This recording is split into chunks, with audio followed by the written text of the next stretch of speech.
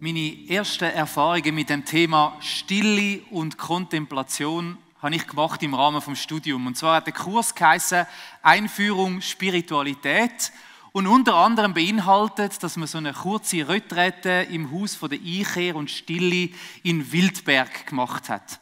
Für mich völlig unbekanntes Terrain und ich mag mich noch erinnern, dass ich so ein bisschen mit gemischten Gefühlen dort hingegangen bin. Und so ein Teil von dem Kurs war auch, dass man eine längere Zeit still war, unter anderem auch beim Essen.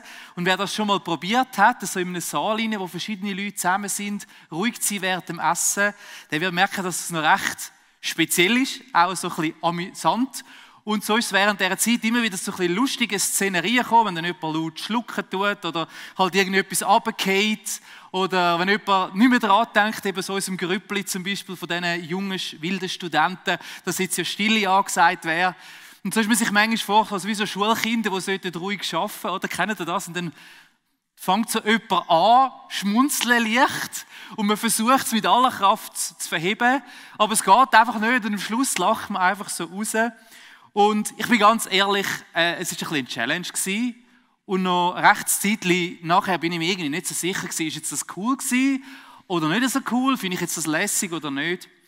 Und also gemerkt, so in den letzten Jahren hat sich mein Zugang zu dieser ganzen Thematik auch so ein bisschen angefangen zu verändern. Und ganz offen, auch heute fällt es mir noch sehr, sehr schwer, einfach mal ruhig zu sein, still zu sein. Ich habe eine sehr wilde, lebendige Fantasie, das heisst, sogar wenn es dann akustisch still ist es für mich schwierig, wirklich auch innerlich still zu werden. Es kann sein, zur Nacht im Bett, es kann sein, wenn ich irgendwo bin, da läuft dauernd irgendetwas. Und ich habe doch gern auch das elektronische Gerät, das wir alle kennen, das einem auf dem Laufenden behalten über Wichtiges und Amüsantes, vielleicht ein bisschen weniger wichtig dafür, umso amüsanter. Und merkt, dass viele Pausen ja auch gefüllt sind damit, oder? Man checkt noch E-Mails, man schaut noch die News an, man schaut vielleicht noch ein lustiges Video oder man recherchiert noch kurz etwas. Und so ist das Thema von der Entschleunigung, also auch innerlich irgendwie einmal ein bisschen runterfahren, ein bisschen zur Ruhe kommen, nur eine rechte Herausforderung für mich, bin ich ganz, ganz ehrlich. Und im ersten Teil von dieser Serie haben wir zusammen mit dem Dani Weber bei Jesus angeschaut und von ihm gelernt über Stille und über das zur Ruhe kommen und gemerkt, dass Jesus das ganz regelmäßig gemacht hat. Und inspiriert unter anderem von ihm haben es viele Christinnen und Christen in den letzten Jahrhunderten als ein Geheimnis entdeckt. Also Moment vom Rückzug, Moment von der Abgeschiedenheit, Moment auch vom zur Ruhe kommen, ganz bewusst können zu gestalten und zu leben. Und für dich ist es vielleicht jetzt ähnlich wie für mich ein bisschen eine Challenge gewesen. Vielleicht bist du letzte Woche da reingehockt oder heute Morgen da reingekommen und hast gedacht, oh nein, ehrlich, Stille.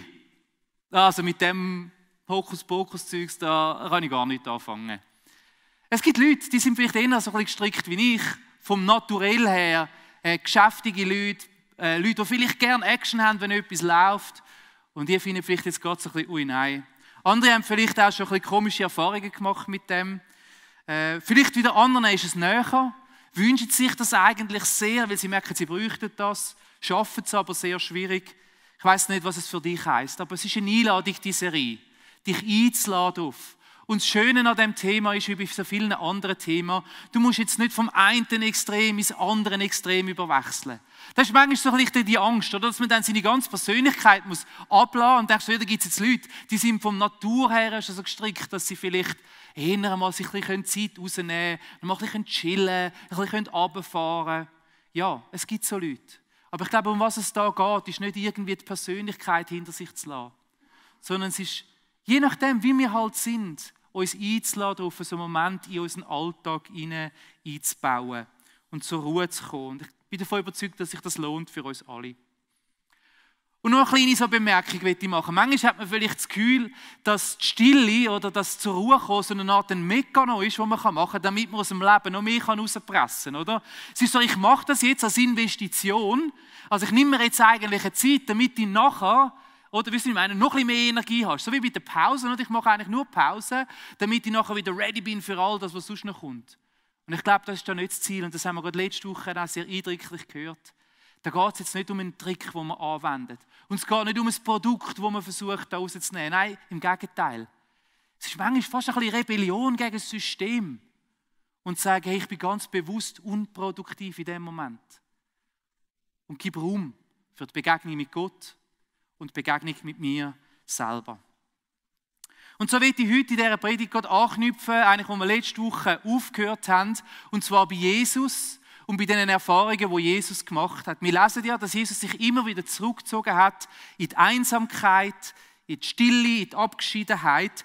Und das Wort, wie der Daniel uns hier erklärt hat, heisst Eremos. Eremos ist der Begriff, der gebraucht wird, um die Zeiten zu beschreiben, wo Jesus zum Beispiel auf den Berg gegangen ist, früh am Morgen und gebetet hat, bevor er dann seine 12 Jünger berufen hat. Oder nach bewegenden Ereignissen, die sie ihn zum König krönen, wo er sich Zeit rausgenommen hat. Mit dem Wort Eremos wird aber, wie der Daniel uns auch gesagt hat, eben nicht nur die Einsamkeit beschrieben, sondern das gleiche Wort wird auch gebraucht, wenn es um die Wüste geht. Und vielleicht erinnert euch die Predigt gehört haben, wie der Dani das mit diesen Weiten von Lappland, dieser Öde dort verglichen hat. Und wenn wir jetzt an Jesus denken und an Wüste, dann für die so ein bisschen daheim sind in dieser Geschichte von Jesus, in den Evangelien, die werden sofort an eine Begebenheit denken. Jesus und Wüste, da kommen mir direkt die Szenen in den Sinn, wo Jesus sich zurückgezogen hat in die Wüste, oder eben, wir könnten sagen, in die Einsamkeit für 40 Tage gefastet hat und dort vom Teufel versucht worden ist. Wir lesen zum Beispiel in Matthäus 4,1: Danach wurde Jesus vom Geist Gottes in die Wüste oder eben in die Abgeschiedenheit, in die Einsamkeit geführt, weil er dort vom Teufel versucht werden sollte. Die Wüste in der Bibel ist ein Bild oder ein Ort der intensiven Gottesbegegnungen. Immer wieder, wenn wir sehen, wie Menschen, biblische Personen, Wüstenerfahrungen gemacht haben, dann hat es auf der einen Seite so einen Moment gehabt, wo sie Gott auf eine neue Art und Weise kennengelernt haben. Ich denke da zum Beispiel an Mose, sein innerer Wandel, die Begegnung an dem brennenden Dornbusch, in dieser Auszeit, das war nicht 40 Tage, sondern 40 Jahre jetzt bei ihm, wo er da am Schafhüten war und plötzlich die Gottesbegegnung macht. Oder später, als er mit dem Volk unterwegs war und zu dem Berg kommt wieder und die Gebote ihm übergeben werden. Und das heisst von ihm, dass er runtergekommen ist von dieser Begegnung mit Gott, von dem Rückzug, von dieser Einsamkeit, mit dem glänzenden Gesicht, wo man die Gegenwart von Gott, die Präsenz von Gott sich wie sichtbar gezeigt hat auf seinem Gesicht. Das ist so die eine Seite, von der haben wir letzte Woche viel gehört. Wie wir da bei Jesus sehen, ist die Wüste aber immer auch ein Ort, nicht nur von intensiven, positiven Gotteserfahrungen, sondern auch von intensiven Herausforderungen. Für das Volk Israel zum Beispiel unter anderem, neben dem, dass sie Gott in dieser Wolken- und Feuersäule gegenwärtig haben oder die Stiftshütte, haben sie auch das goldige Kalb und damit einen von ihren grössten Fehlern, könnte man sagen, in dieser Wüstenzeit gemacht. Das nicht ausgehalten, dass der Mose nicht mehr da war, selber versucht, etwas zu machen. Oder die Wüstenwanderung ist ja dann um einiges verlängert worden, wegen ihrem Unglauben und ihres Vertrauen, das gefehlt hat in Gott und in Gottes Hilfe bei der Einnahme von dem verheißenen Land.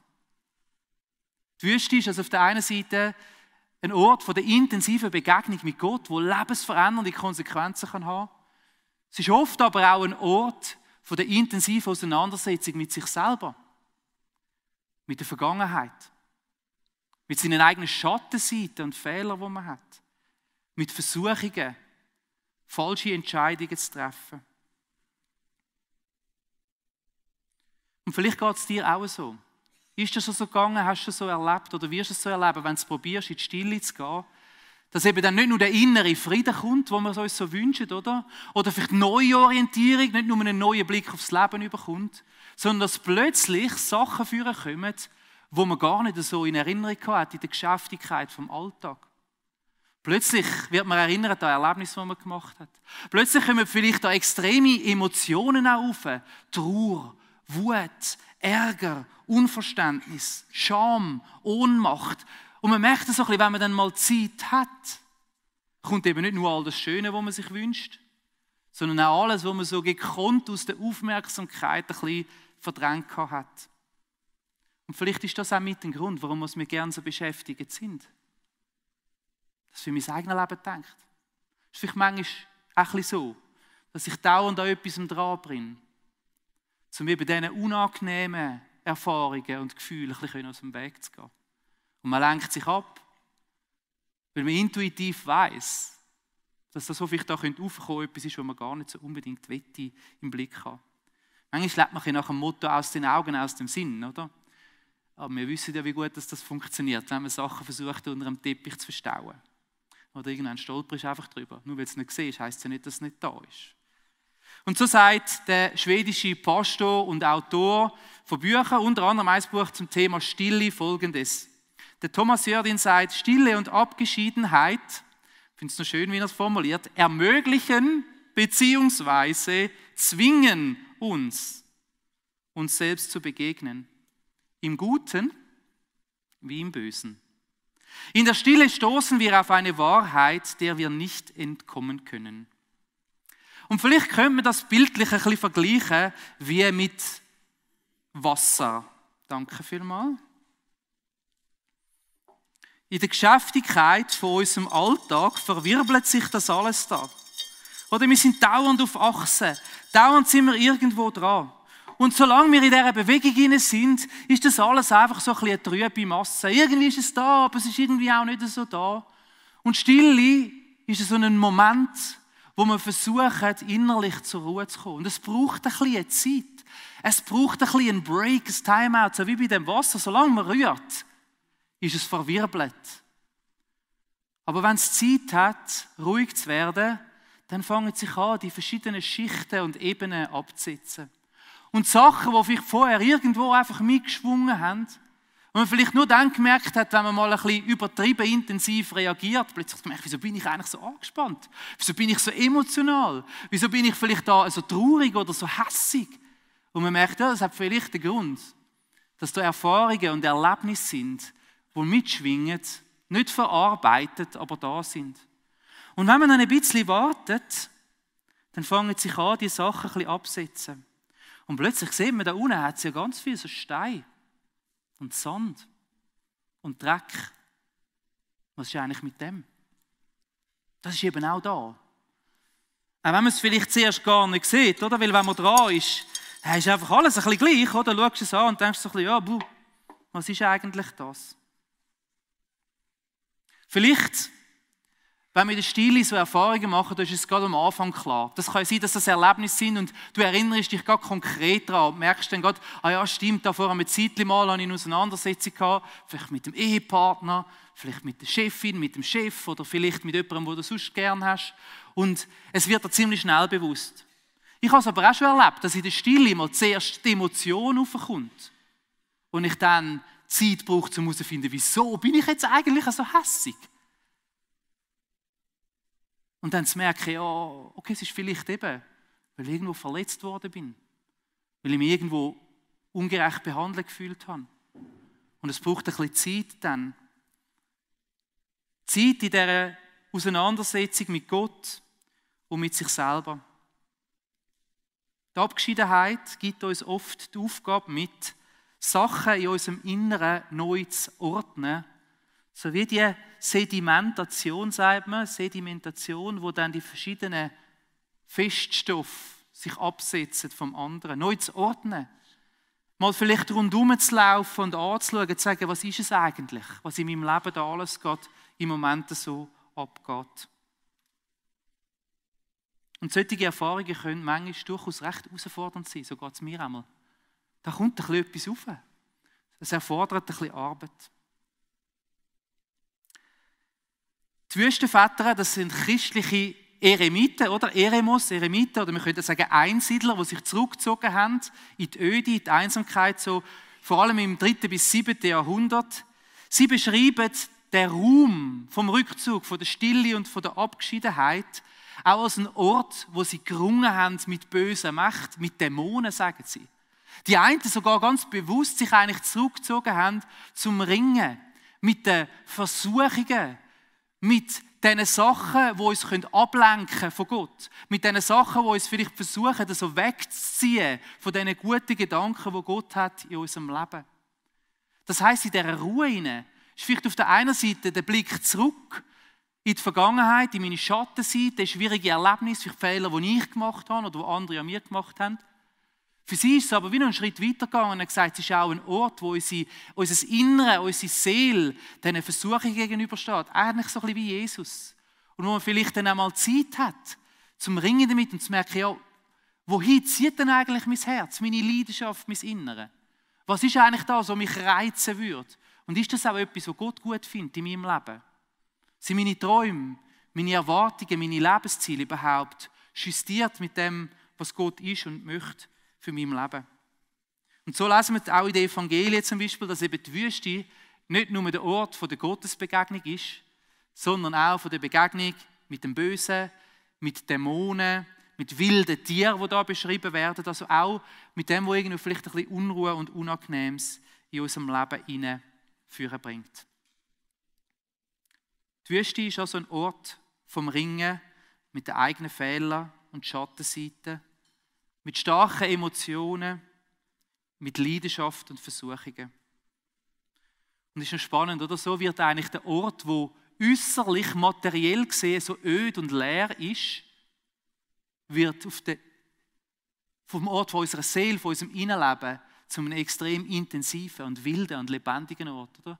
Also wie wäre das ein Kontrast wäre? Dort, wo aussendurch endlich mal alles eben irgendwie ruhig und karg und öd und unaufgeregt ist plötzlich der Platz da, wo unser Innere Raum überkommt und wir dort mal genau anschauen können. Und so, wie ich gesagt habe, zieht sich der Zweiklang von der intensiven Gottesbegegnung und vom Ort von der Herausforderung, von der Prüfung und von der Läuterung durch die ganze Bibel durch. Das Beispiel vom Volk Israel haben wir schon gehört und eine andere Geschichte ist mir in den Sinn gekommen, wo wir so mit dem Thema beschäftigt haben. Und zwar ist das Ringen vom Jakob. Der Jakob, einer der Stammväter von Israel, der ist schon mit einer Bürde auf die Welt gekommen. Sein Name heisst nämlich Hinterlistiger, also ursprünglich Fersenhalter, aber das heisst auch Hinterlistiger, Bescheisser, Betrüger. Und sein Leben war ehrlich gesagt kennzeichnet von so Betrug und von Beschiss. So hat er seinen eigenen Brüder und nachher auch seinen Vater beschissen über den Tisch gezogen, weil er sich den Segen von Gott hat abholen wollte, der ihm eigentlich nicht in dieser Art zugestanden wäre, als Zweitgeborener. Und hat dann zuerst seinen Brüder über den Tisch gezogen und nachher seinen Vater noch beschissen. Und steht dann dort und sein Vater fragt, wer bist es? Und er sagt, ich bin der Esau, das war der Name von seinem Bruder und er hat eigentlich sich von seinem Bruder ausgegeben und hat so sich da erschlichen. Und das hat dann dazu geführt, dass er flüchten musste. Die Situation ist eskaliert. Der Bruder hat ihn umbringen wegen dem. Und für 20 Jahre ungefähr sind die zwei getrennte Wege gegangen. Und dann berichtet uns die Bibel von dieser Nacht, bevor das Wiedersehen nach 20 Jahren wieder hätte stattfinden, wie der Jakob allein zurückbleibt. Eben auch so einem öden, wüsten Ort an dem Fluss, am Jabok, wo er dort ist. Und irgendwie eine kuriose Geschichte in dieser Nacht kommt ein Unbekannter von irgendwo aus dem Nichts und er kämpft mit ihm die ganze Nacht und sie ringen dort so an dem Ort, fernab von allem anderen. Seine Familie war nicht dort, er war alleine. Und für mich ist es so, als würde er ringen mit seiner eigenen Vergangenheit. Ringen mit diesen 20 Jahren. Ringen mit all diesen Erfahrungen und Erlebnissen, die er gemacht hat. Mit seinen Schattenseiten. Diesen Charakterfehlern, die er hatte. Und dann sagt die unbekannte Person zu ihm, nachdem es dann zum Showdown kommt am Morgen, oder? Sie, wie heisst du? Und das erste Mal in der Geschichte lesen wir davon, dass der Jakob seinen eigenen Namen sagt. Und ich weiß nicht, ob es wirklich so ist, aber für mich war es, als wäre es ein Eingeständnis. Dass er das erste Mal selber sagen kann, hey, ja, ich bin ein Bescheisser, ich bin ein Hinterlistiger, ich bin ein Betrüger. Nach dem Ringen durch. Und dann kommt der Zuspruch von dieser unbekannten Person. Später sagt er, ich habe mit Gott gekämpft. Und der Zuspruch von dieser Person ist, du sollst nicht mehr Jakob heißen, Bescheisser, sondern Israel. Der Kämpfer Gottes. Der mit Gott kämpft, der für Gott kämpft. Es hat mich mal bewegt, wie das zwei Klammern sind. Zuerst hat er sich das Sagen vom Vater erschleichen, bescheissen. Und auch dort fragt der Vater ihn, wie heisst du, wer bist du? Und er sagt, ich bin der Esau. Stimmt nicht. Und am Schluss schafft er es, das Eingeständnis zu machen. Und was kommt er über als Geschenk? Er wird gesegnet von Gott. Er sagt nämlich nicht, ich lade dich nicht los, bis du mich segnest. Und dann wird er gesegnet in dieser Auseinandersetzung mit sich selber. Das, was er sich vorher selber wollte, nein, hat er geschenkt bekommen von Gott.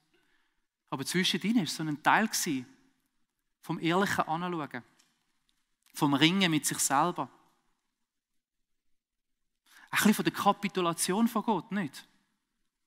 Auf eine Art. Ich habe gefunden, Kapitulation ist eigentlich nicht das richtige Wort, weil es heisst, ich lasse dich nicht los. Also irgendwie nicht aufgeben im Sinn von, dass er loslassen hat.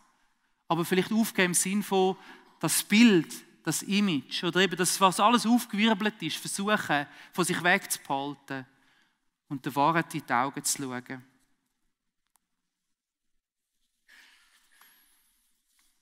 Vielleicht fühlt es sich für dich manchmal auch so an, wenn du dir Zeit nimmst vom Rückzug, dass wenn so Themen aufkommen, Fehler, die du gemacht hast, schwierige Erfahrungen, die du gemacht hast, dass das so ein innerer Ringkampf ist.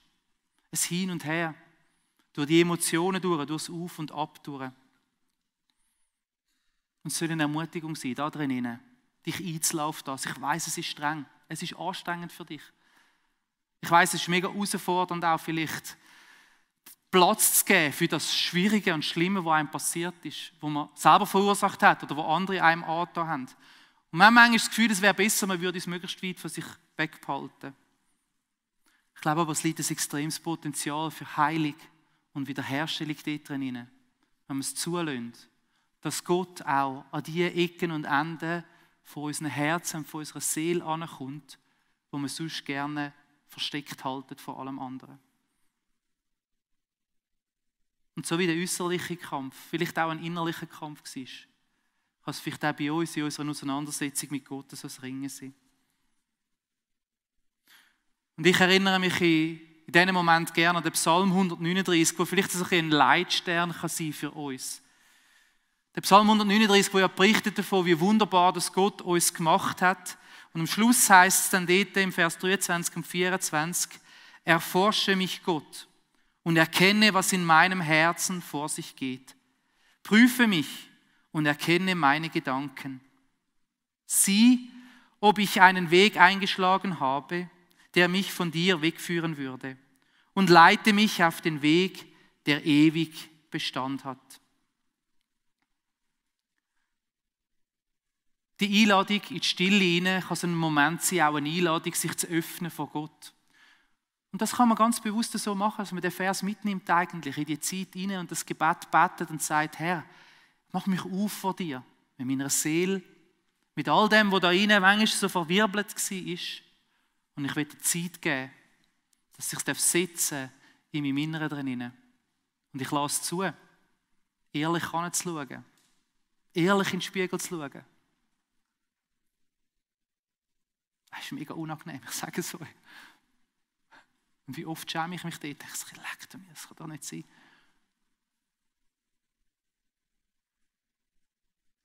Aber es ist die einzige Möglichkeit, wie das, was in der Dunkelheit vor sich hinmodert, kann heil und gesund werden, indem man das Licht von Gott reinlässt, auch in die Ecken von unseren Herzen drinnen.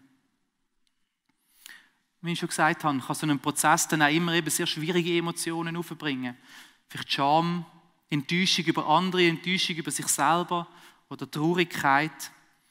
Und darum ist es für mich mega wichtig, das unter einem bestimmten Blickwinkel zu machen. Weil was oft kommt, ist nämlich in dieser Versuchung hinein oder in diesem Ringen hinein, in der Wüste hinein, eben nicht nur die Versuchung, sondern auch die Verurteilung. Wo der Find, der Teufel heisst ja auch der Ankläger, wo dann kommt und uns eigentlich versucht, das Zeug so ein bisschen, oder? Unterzureiben und ein bisschen ins Gesicht hineinzudrücken und zu sagen, siehst du mal, wie schlecht das du bist. Und so achte ich mich mega darauf, wenn ich eben Gott in mein Herz, in meine Seele hineinschauen lasse, mir vor Augen zu halten, dass Gott einen liebevollen Blick hat. Und so als Bild kann uns da vielleicht das Bild von dem liebenden Vater in dem Gleichnis, wo Jesus vom verlorenen Sohn erzählt. Oder? Der verlorene Sohn ist ausgegangen, er hat eigentlich alles gemacht, was er nicht hätte sollen. Und am Schluss ist er dort in dem Schweinestall am untersten Ecke gelandet. Und er hat sich dann in seinen Gedanken schon überlegt, wenn ich zurückkomme, will ich wahrscheinlich eingedeckt werden vom Vater mit Vorwürfen. Siehst du, ich habe das ja gesagt. Oder was bist du eigentlich du für ein Jockel? Oder was hast du jetzt da wieder gemacht? Und er hat gedacht, er müsste dann ganz besonders wieder einsteigen und anfangen und sich das Vertrauen wieder erarbeiten von dem Vater. Aber Jesus berichtet uns dann davon, dass in dem Gleichnis der verlorene Sohn zurückkommt und der Vater läuft ihm entgegen, er rennt ihm entgegen mit einem liebevollen Blick und er nimmt ihn in den Arm und er küsst ihn. Der Blick, den Gott auf unser Leben hat, ist nicht ein Blick zum Kaputtmachen, zum Zerstören, zum uns abdrücken, zum uns klein behalten, sondern zum Heilen und zum Wiederherstellen, zum Aufrichten und zum Hineinführen in die Fülle von dem Leben. Und darum werde ich dir ein paar Verse mitgeben, so als Erinnerung. Und vielleicht, wenn du merkst, hey, du stehst an diesen Punkten, dann druck dir das aus, schreib dir das auf und nimm das mit in die Zeiten hinein. Zum Beispiel Johannes 10,10, was heißt: Der Dieb kommt, um zu stehlen, zu schlachten und zu vernichten. Und Jesus sagt für sich, aber ich bin der gute Hirt, ich aber bringe Leben und dies im Überfluss. Vor Gott müssen wir keine Angst haben.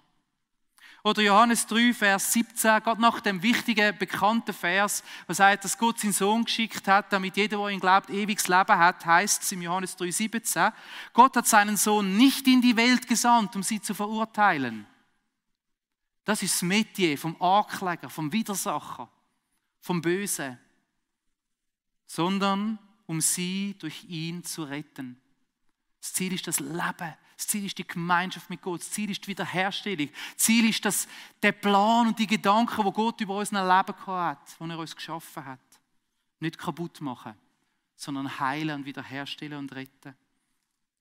Oder 1. Johannes 1, Vers 9. Doch wenn wir unsere Sünden bekennen, erweist sich Gott als treu und gerecht.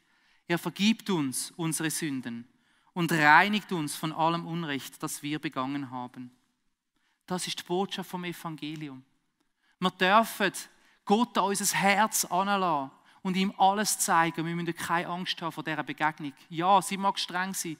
Ja, sie mag unangenehm sein. Und ganz ehrlich, ja, es mag auch ein bisschen ein Ringen sein, wo man mit sich selber vielleicht auch so ein bisschen ringt. Aber das Ziel ist Heilung, Wiederherstellung, Erneuerung und die Fülle von dem Leben, das Gott uns versprochen hat. In dieser Serie, wenn wir so ein paar Tools mit auf den Weg gibt, um das auch im Alltag zu leben. Und manchmal muss man ein bisschen herausfinden, wie die gut funktionieren. Und das sind jetzt auch nicht Tools, die man eben so als Mega noch nehmen kann. Jetzt mache ich das, zack, zack, zack, zack, und dann kommt es gut. Sondern es soll mehr so eine Hilfestellung sein. Sachen, wo man schauen kann, hey, passt das zu mir? Und man kann integrieren ins Leben und in den Alltag hinein, um eben in dieser Geschäftigkeit vom Alltag so Räume zu schaffen. Und heute geht es um das Gebet von der liebenden Aufmerksamkeit. Von dem haben wir da auch schon geredet. Und ich gehe wieder über in unser Wohnzimmer. Dann ein Kerzchen anzünden.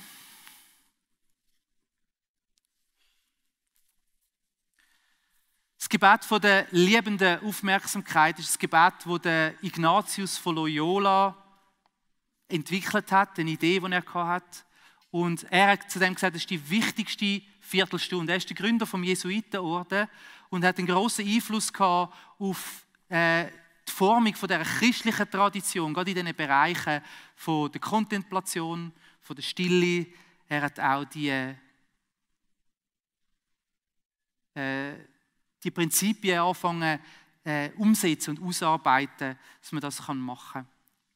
Und wieder eben da geht es darum, auch ein bisschen einen eigenen Weg zu finden. Er hat gesagt, es war die wichtigste Viertelstunde vom Tag für ihn gewesen. Nämlich die Ausrichtung auf Gott, der Blick auf sein eigenes Leben und mit dem dann auch das Ausbreiten vom eigenen Leben von Gott.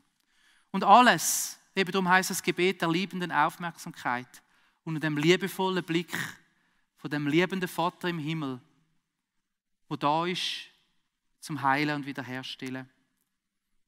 Und so gehen wir miteinander durch. Und der erste Punkt ist, ich suche Gottes Gegenwart. Da können wir jetzt zurückgreifen auf das, was wir letzte Woche gehört haben, im Teil 1 von dieser Predigt, auf das vor Gott kommen und ruhig werden. Vielleicht hast du schon eintrainiert, so ein heiliges Wort oder einen heiligen Satz zu haben, um einfach ruhig vor Gott zu kommen. Es geht darum, still zu werden, anzukommen, da auch in dem Moment jetzt. Oder manchmal muss man das ganz physisch auch machen. Oder weil man hetzt so vom einen ins andere hinein. Ankommen bei Gott. Und danke für den liebevollen Blick. Und Vater im Himmel, so kommen wir vor dich, öffnet uns. Wir wollen ruhig werden unter deinen liebevollen Augen. Und ich danke dir, dass deine Liebe stärker ist als alles andere. Als alle schwierigen Erfahrungen, als alle Herausforderungen, als alle Versuchungen, als alle Verurteilungen. Und so werde ich ruhig unter dem liebevollen Blick von dir.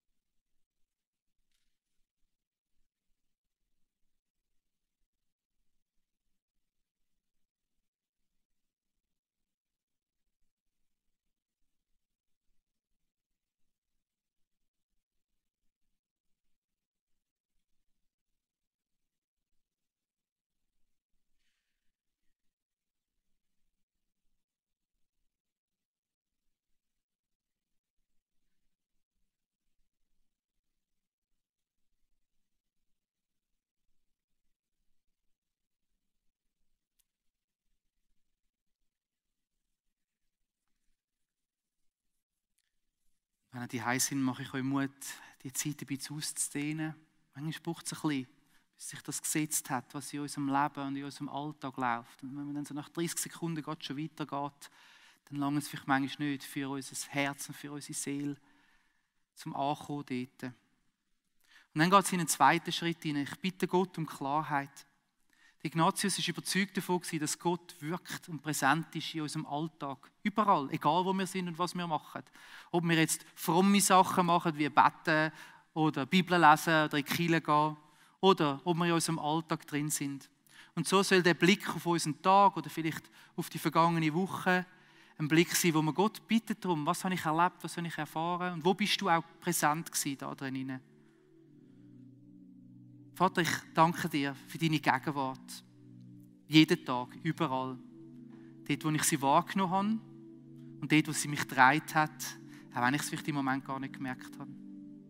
Ich bitte dich jetzt im Rückblick auf den Tag oder auf die Woche, dass du mir hilfst, wahrzunehmen, was mich beschäftigt.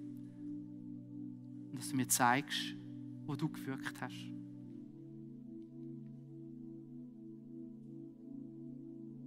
Und dann nehme ich mir Zeit innerlich.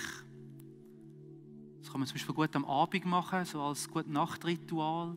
Oder am Ende von einer Woche, wenn man Sabbat gestaltet und vielleicht zurückschaut, dass man durchgeht mit Gott. Nicht krampfhaft.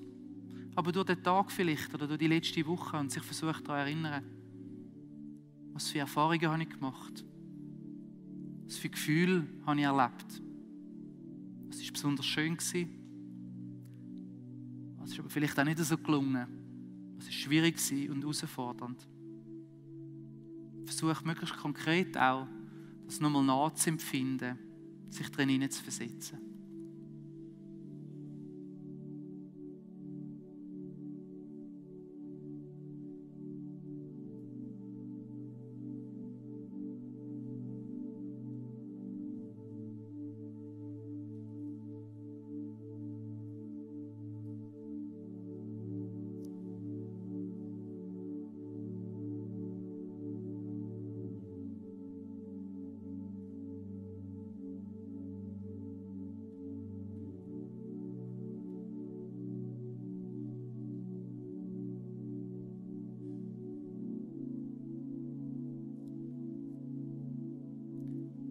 Und dann ist der nächste Schritt, sich die Sachen, die sich da gezeigt haben, die Gefühle,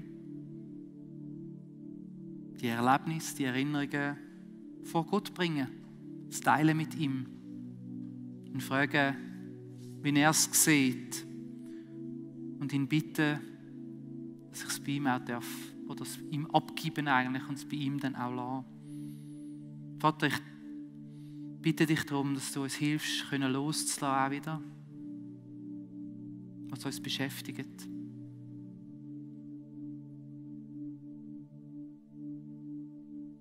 Komm mit deiner heilenden und wiederherstellenden Kraft.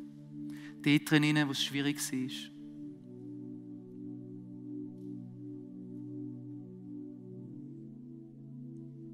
Hilf uns zu vergeben und hilf uns, Vergebung anzunehmen. Anderen und uns selber gegenüber.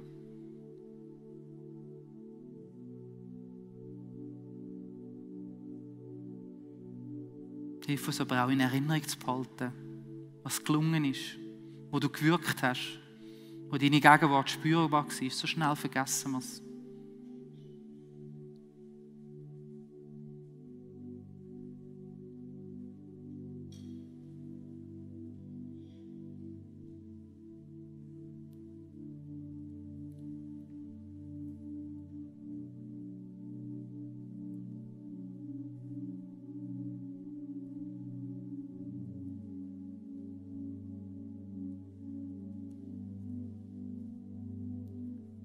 Und dann als letzter Schritt in dem Gebet von der liebenden Aufmerksamkeit geht es auch noch um einen Ausblick aufs Morgen.